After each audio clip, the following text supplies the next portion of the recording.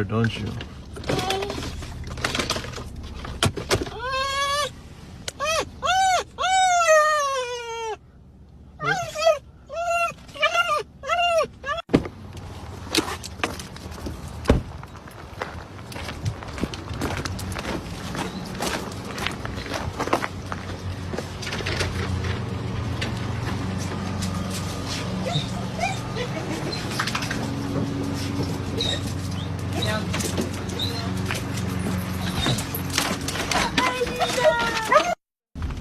You know where we are, don't you?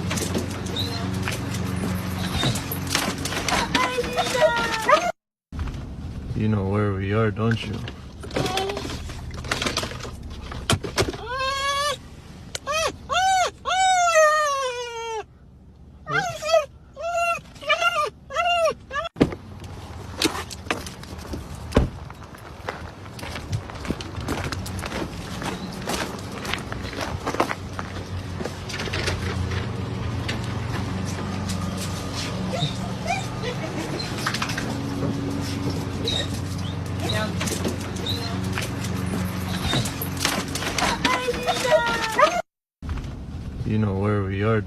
you? You know where we are, don't you?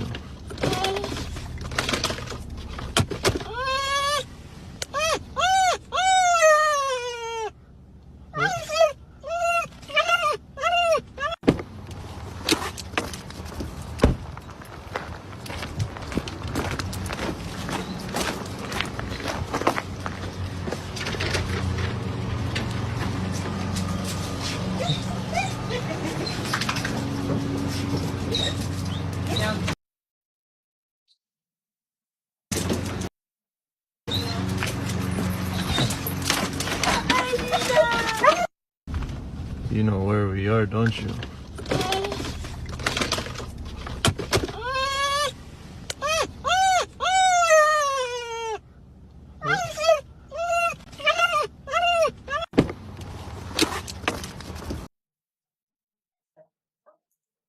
This AI tool will take your idea and create a complete book, complete with design, images, layout, everything, including the content, literally in Hollywood loves heroes who look like they live in men's salons and wear designer clothes. Then they wonder why those movies don't connect with regular people anymore. Or they scrub a script so clean it wouldn't offend a potato. Then ask why they can't recreate the rough human magic of First Blood.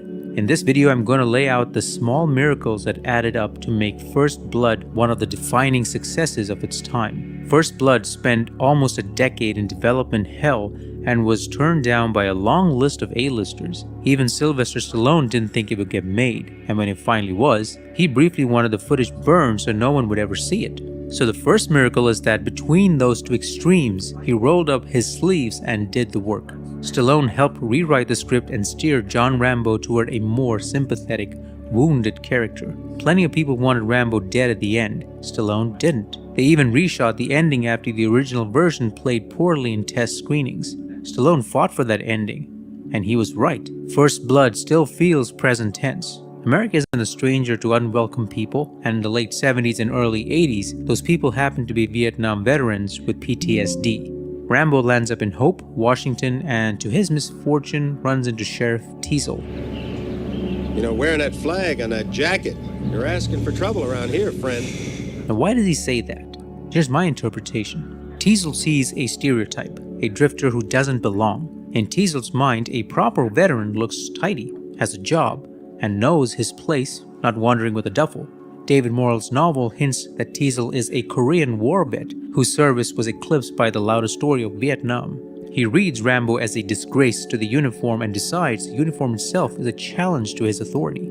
Teasel goes out of his way with words and with force to put Rambo in his place.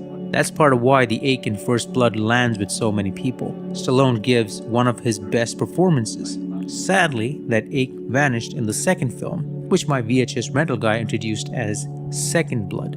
It did exactly what the studios wanted. Better hair, more explosions, a happy ending. It also made twice the money. The next miracle on First Blood was the producing team. First Blood changed the game for independent cinema. Before the 1980s, independent films were small and cheap. Mario Kassar and Andrew Vadnia popularized a financing method called pre-sales. They sold distribution rights territory by territory before production. This model allowed the producers to raise the entire budget for the film from these international sales rather than relying on a single studio. Stallone was already a global star with Rocky 1 and 2, with Rocky 3 hitting the same year as First Blood. Casting him made the movie an easy sell overseas, where he was and continues to be a huge star. In short, First Blood proved an independent company could sidestep the traditional studio model, leverage star power and the global market, and compete head-to-head with the majors. That approach reshaped the indie business and opened the door for big, star-driven projects financed outside the studio system. They also got Stallone to take a pay cut. He asked for $3.5 million, they negotiated him down to 2. Even so, the production ran over its $11 million budget by about $4 million, thanks to extra scenes. The first cut ran over 3 hours and didn't work. Then they cut it down to a tight 90 minutes and the film snapped into focus. First Blood became the template for how modern action should be edited. The next miracle was the director, Ted Kotcheff, who refused to turn Rambo into a cartoon. He didn't flinch from violence. The set was intense. At one point, Stallone even lunged at him and had to be restrained. The stunts feel painfully real and injuries happened. You can see how uncompromising the vision was in shot after shot. But what matters most is that Kotcheff doesn't sneer at the cops or turn the veteran into a plaster saint. Everyone feels human and grounded.